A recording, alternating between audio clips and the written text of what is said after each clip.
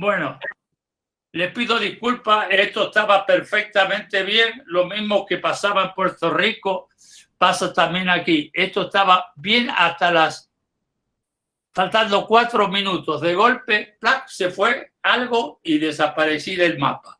Bueno, les pido disculpas, por suerte vamos a vernos, si es que nos vemos en este sistema horrible y tan inhumano. Somos 10 personas que intentaremos hablar de Gómez Carrillo. Yo estoy perdónenme, de mal humor porque empezar con este fallo es increíble. La idea es que no nos pasemos más de lo normal. Todo esto va a ser grabado y al final todos ustedes les van a recibir un instructivo nuestro de nuestra secretaría para que bajen el archivo de todo lo que han avalado, inclusive el papelón que estoy haciendo yo ahora. Otra cosa que es para mí importante es, nos preguntan o me han preguntado por qué lamentablemente no lo hicimos el año pasado. Bueno, porque el año pasado no contábamos con los ciertos recursos que ahora contamos de la comunicación a través de Internet. Dicho lo cual, esta forma inhumana e imperfecta, pero técnicamente perfecta, nos hace sentirnos unidos a la distancia. Por ejemplo, a Bonú, yo le he escrito un montón de veces y seguramente mis correos no llegan allá porque no he recibido respuesta. Ahí otras veces escribo a Puerto Rico, no hay problema porque conozco el desmadre de Puerto Rico porque obviamente tengo 2 hijos, 3 nietos, una ex y vivo los problemas de Puerto Rico como si los estuviera acá en la esquina de mi casa. Con respecto a México y Guatemala, bueno, ya sabemos qué nos está pasando a los dos o qué nos está pasando a ustedes, le está pasando algo a nosotros, lamentablemente, por razones que nos vienen aquí tocar, nos está pasando. Pero Gómez Carrillo en algún momento dijo algo que a mí lo tengo aquí anotado porque me llamó la atención. Gómez Carrillo decía que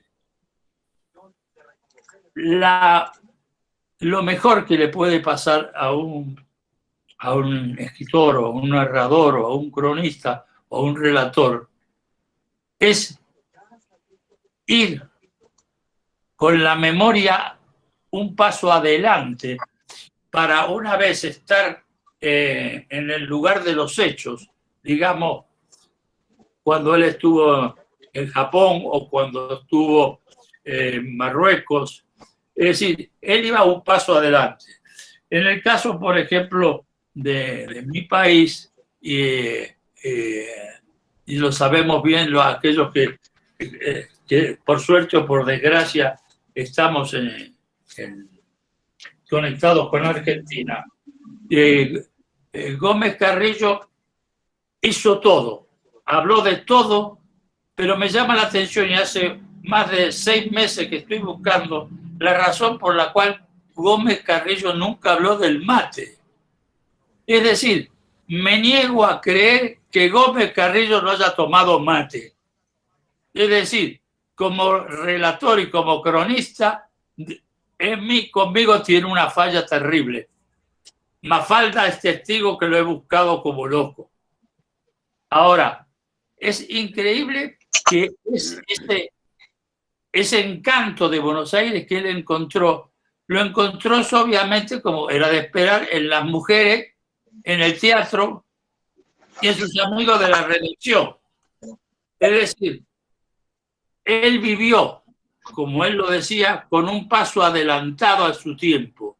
Muchas de las cosas que él previó, lo mismo pasó con su visita a la a Rusia, él se adelantó a su tiempo y previó lo que iba a pasar en la Argentina. Es decir, de alguna manera los que vuelven a leer El encanto de Buenos Aires se van a encontrar que, aparte de las mujeres y de las intelectuales, el desmadre iba a pasar porque somos hijos, nietos, recontranietos de italianos. Por consiguiente, toda la clase, entonces, yo no sé qué hacer. ¿Qué pasa? Nos hablamos. No hay problema, no hay problema.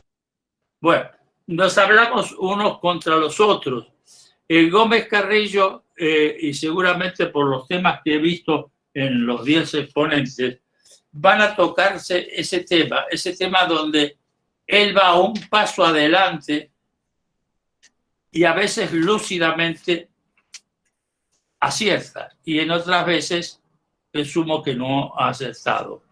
Quizás no acertó bien con la bruja con la cual se casó y la tiene ahora que soportar arriba de su tumba, pero estoy hablando de la viuda de él y de Saint-Exupéry.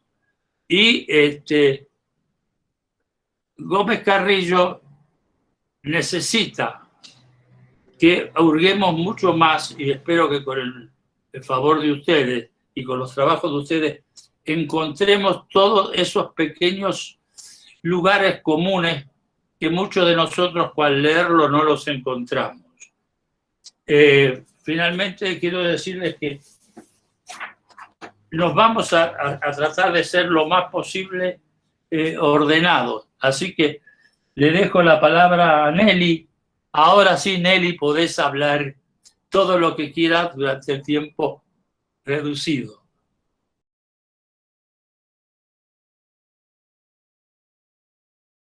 La doctora Nelly Bauzá Echevarría es doctora en Filosofía y Letras del Departamento de Español y Portugués del Temple University en Filadelfia. Se doctoró en 1997, presentando como tesis la investigación titulada Las novelas decadentistas de Enrique Gómez Carrillo, que fue publicada en 1999 por la editorial Pliegos de Madrid y la editorial de la Universidad de Puerto Rico. Es catedrática de la Universidad de Puerto Rico, donde dicta cursos de géneros literarios, literatura española y literatura hispanoamericana desde el año 2005. Es académica de número de la Academia de Artes y Ciencias de Puerto Rico y ocupó el cargo de secretaria. También es miembro de la Asociación Enrique Gómez Carrillo, con sede en Guatemala. Ha difundido sus artículos de crítica literaria en diversas revistas como Atenea, Cuaderno Internacional de Estudios Humanísticos y Literatura Yagurumal, Alborada, Ceiba, Cultura de Guatemala, entre otras. Además, en diálogo en el semanario Claridad, publica recurrentemente ensayos y cuentos en el periódico digital puertorriqueño El Post Antillano. Actualmente se encuentra editando la novela ¿Quién profanó la mansión Giorgetti?, del escritor Eddie Ferraioli. Además, preparado libros, uno de cuentos titulado Bon Voyage y otras historias, y Desde mi ventana observo en silencio, de haiku. Adelante, doctora, con su ponencia. Buenas tardes a todos. Espero no pasarme. Yo hice una presentación con unas fotos, ¿verdad? Para las personas que nos están viendo, la voy a compartir. En mayo del 2021 se cumplieron 22 años de la publicación de mi tesis doctoral. En ese trabajo pude concluir que el escritor Enrique Gómez Carrillo, nacido en el 1873 y que murió en el 1927, fue un escritor adelantado a su época y generación, ya que incluyó en su literatura muchos ismos de los que se evita hablar en pleno siglo XXI. Me refiero al erotismo, narcisismo, sadismo, masoquismo, homosexualismo, lesbianismo, fetichismo, voyerismo, entre otros. Resulta lamentable que muchos autores de la talla de Oscar Wilde, y espero que estén viendo la imagen de Oscar Wilde con Lord Alfred Douglas, Paul Verlaine, el Marqués de Sade, Leopold Sacket Masoch, entre otros, que trabajaron con estos ismos en sus textos, fueran marginados y hasta llegaron a ser encarcelados. Como sabemos, Wilde fue arrestado y acusado por sus amores homoeróticos con Lord Alfred Douglas. Lo mismo sucedió con Paul Verlaine, que cumplió 2 años de cárcel por amar desenfrenadamente a Arthur Rimbaud. Por otro lado, Donatien Márquez de Sade, el que tenemos ahora mismo en la pantalla, como indica Gómez Carrillo, fue condenado a reclusión perpetua y acabó sus días en el asilo de Charenton. El llamado asilo, fundado en 1645, era un manicomio y Sade pasó 13 años de su vida encerrado, acusado de insano por sus publicaciones que fueron prohibidas por la Iglesia Católica. Sobre el sadismo, el cronista errante plantea, y cito, el sadismo no es sino la exaltación morbosa de uno de los instintos más naturales del hombre, el instinto de la crueldad. En cuanto al masoquismo, Gómez Carrillo argumentó que el pánico y el sufrimiento inspiran a veces el amor y proporcionan muy a menudo el placer. A propósito, Gómez Carrillo en Almas y Cerebros del 1898 cita el trabajo Psychopathia Sexualis del psiquiatra alemán Richard von Krafft-Ebing, considerado el iniciador de la sexología médica. Su obra, publicada en 1886, marcó un hito en los estudios de las llamadas perversiones y tuvo como objetivo usarse de referente para el análisis forense y legal de las alteraciones sexuales. Enrique Gómez Carrillo en Almas y Cerebros saca a relucir el pensamiento arcaico del médico Krafft-Ebing, que consideraba perversiones o alteraciones ciertos comportamientos sexuales y que se refería al masoquismo como una perversión particular psíquica que hace que el individuo sea esclavo del deseo de someterse a una persona de sexo diferente hasta el punto de desear que esa persona le haga sufrir humillaciones y tormentos. No obstante, el cronista sarcásticamente se burla de las investigaciones científicas del médico alemán y dice: el masoquismo, lo mismo que casi todas las dolencias sentimentales, fue analizado por los literatos mucho antes de que los sabios descubriesen sus causas y examinasen sus manifestaciones psicópatas.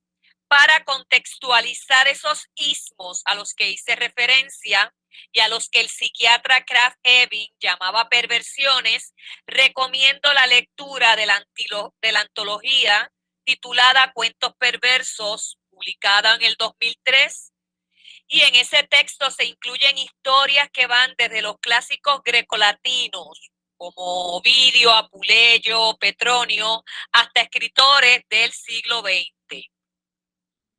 El leitmotiv de la sexualidad está presente en mucha de la producción literaria de Enrique Gómez Carrillo, pero en este ensayo me propongo analizar la presencia de esos ismos en el segundo libro de las mujeres, Safo, Friné y otras seductoras, publicado en el 1921. Atrajo mi atención. Perdón, se nos retiró la imagen. Sí, porque ya presenté las imágenes. Oh, perfecto, gracias. Atrajo mi atención que en el título mencionan a la poetisa Safo, nacida hacia el 612 a.C. en la isla de Lesbos. Precisamente para los griegos, en la antigüedad, Safo llegó a convertirse en símbolo de la homosexualidad femenina derivándose la palabra lesbianismo de la isla donde ella había nacido. En La purificación de Safo, primer capítulo del libro, Gómez Carrillo anota que Safo clamaba dirigiéndose a una mujer amada, a una lesbia inmortal. Y a esa lesbia inmortal dedicaba una oración totalmente erótica, con mucho placer y en pleno control de su disfrute personal. Escucha tus dulces palabras y tus dulces risas que hacen palpitar mi corazón bajo mis senos, que suspenden mi voz, mi lengua tiembla, fuego sutil corre bajo mi piel, mis ojos se cierran, mis oídos zumban, el sudor me inunda, todo mi cuerpo se estremece, me pongo lívida cual la hierba y me parece que voy a agonizar.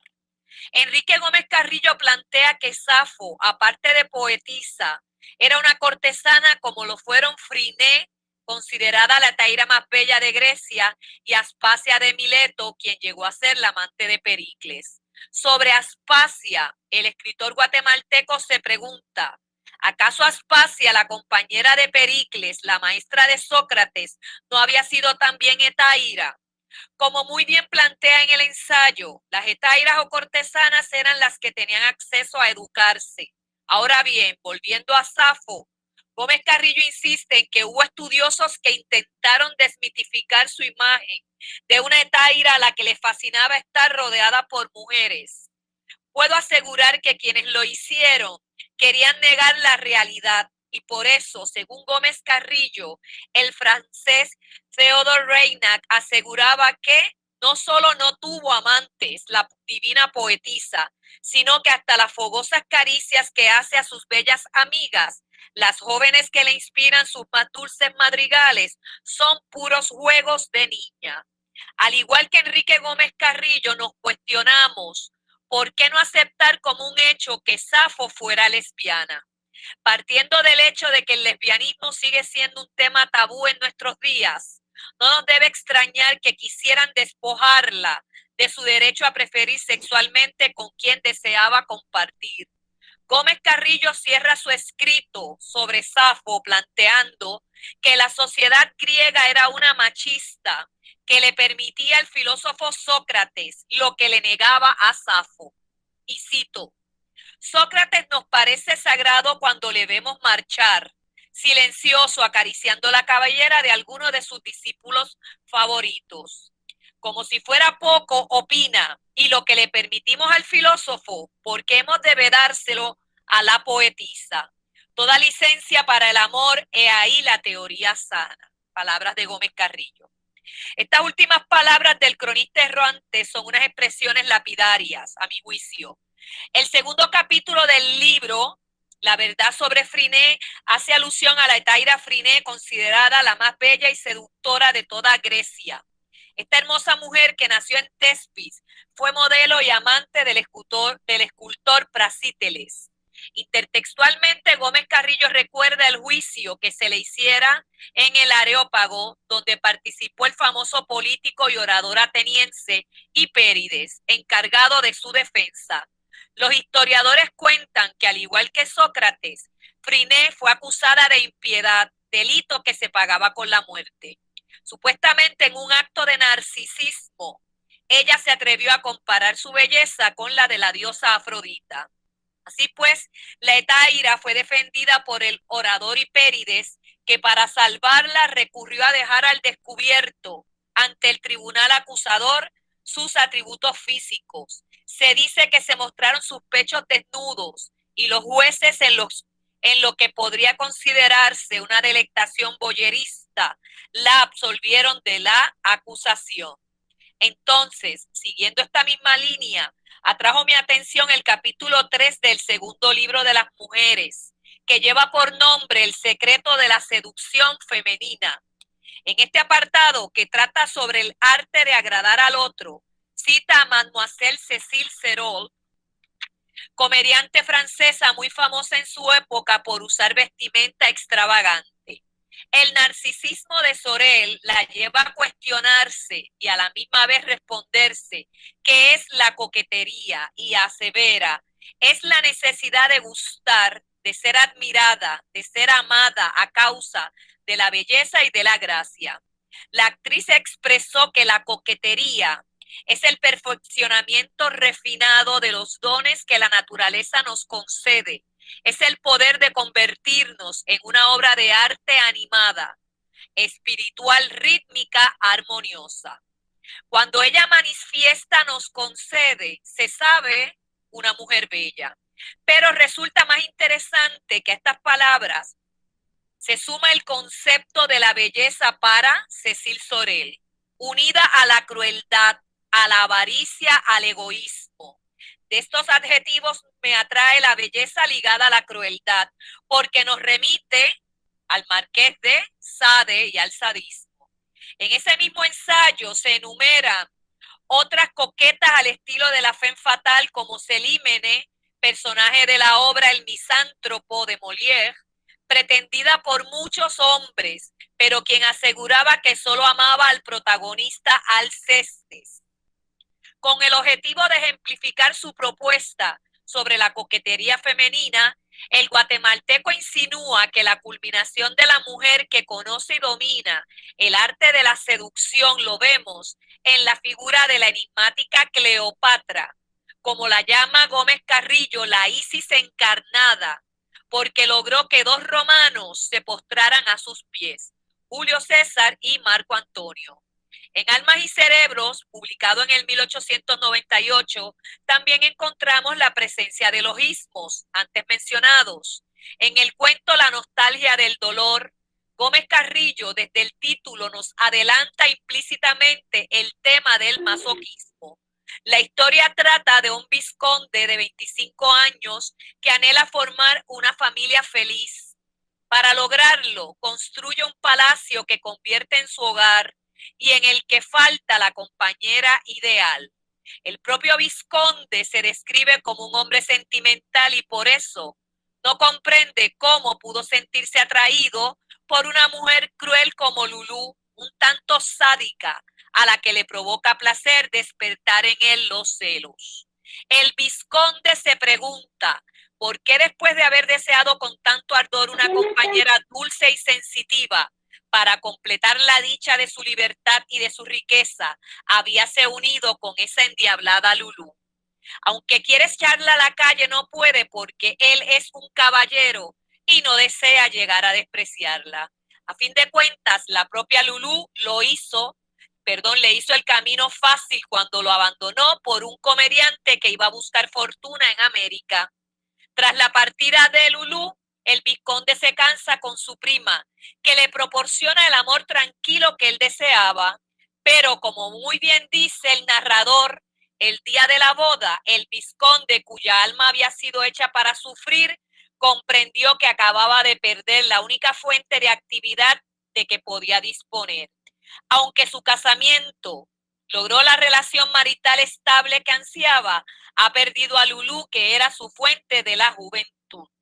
Este vizconde es el retrato del masoquista que extraña a la mujer, que sabe provocar sus celos y herir sus sentimientos. En el cuento Marta y Hortensia, Gómez Carrillo describe la relación amorosa entre la hermana y la compañera del protagonista de la historia. Y cito, la voz de mi querida decía 1000 palabras dulces, 1000 frases apasionadas, y yo las oía sin poderme mover. Luego el hombre escuchó unas afirmaciones que lo estremecieron. Dime que no me olvidarás nunca. Dime que jamás, jamás, júramelo. Sí, era Marta la que solicitaba promesas eternas. Mi emoción fue tan grande, fue tan intensa mi cólera, que ni siquiera pude abrir la puerta de la alcoba. El individuo resignado sostiene, después de todo, ¿para qué abrirla, puesto que yo no he sido nunca capaz de matar a dos mujeres? En fin, los escritos de Enrique Gómez Carrillo son un testimonio de reconocimiento a la diversidad. En este aspecto fue un revolucionario que se atrevió a escribir sobre temas vejados socialmente de forma seria y natural. Esto constituye una gran aportación a la lucha por los derechos del ser humano a disfrutar libremente de su sexualidad. Este hombre, por medio de muchos de sus escritos, como el segundo libro de las mujeres, Almas y Cerebros, sus 3 novelas inmorales, entre otros, logró rescatar y visibilizar a aquellos grupos que por su preferencia y práctica sexual distinta estaban marginados y condenados por los grupos de poder de la época. De acuerdo con el pensamiento del psiquiatra Krafft Ebing, aunque estamos en el siglo XXI, los homosexuales, las lesbianas, serían unos pervertidos que no pueden vivir en la sociedad. Concluyo que en este sentido, Gómez Carrillo fue un precursor de los derechos al respeto, la aceptación e inclusión por la que tanto se lucha hoy en día. El segundo libro de las mujeres merece, a mi juicio, un estudio profundo, porque de él se puede escribir una buena tesis doctoral, no un ensayo de apenas 8 páginas. Gracias por escucharme. Gracias, doctora. No sé, Luis Antonio, si tenemos alguna pregunta. Aquí tengo a unas personas junto conmigo, pero lo único que me están diciendo es que por favor felicite a la doctora por la interpretación que hace sobre este trabajo de Gómez Carrillo. Gracias, qué emoción. Y eso que era más amplia porque, discúlpeme, yo iba a hablar de los 41 y está la historia en Netflix por si les interesa, ¿verdad? Yo me compré un libro sobre el yerno del dictador Porfirio Díaz, que estaba casado con su hija amada, pero era homosexual y él iba a un club de alta sociedad y en ese club los que iban eran los aristócratas con poder, pero eran homosexuales hasta que hubo una redada y los atraparon y tomaron fotos y no se habla del número 42 porque el número 42 era precisamente el yerno de el presidente de México, de Porfirio Díaz, así que se habla de los 41, pero es triste la historia porque los que tenían dinero no fueron a la cárcel, sin embargo, los que no tenían contactos políticos, esos fueron a la cárcel y fueron maltratados y hasta abusados y sodomizados por los guardias en la cárcel, así que yo me distingo en estos congresos porque trabajé el lado decadente de Gómez Carrillo, ¿verdad? Gracias, así que doctora. gracias a los que les gustó el ensayo, a los que no les gustó, pues Sí, hay que abrir más gracias. sus mentes. El hombre tenía una mente muy amplia para su época y para Guatemala con respecto a los guatemaltecos. Muchas gracias, doctora.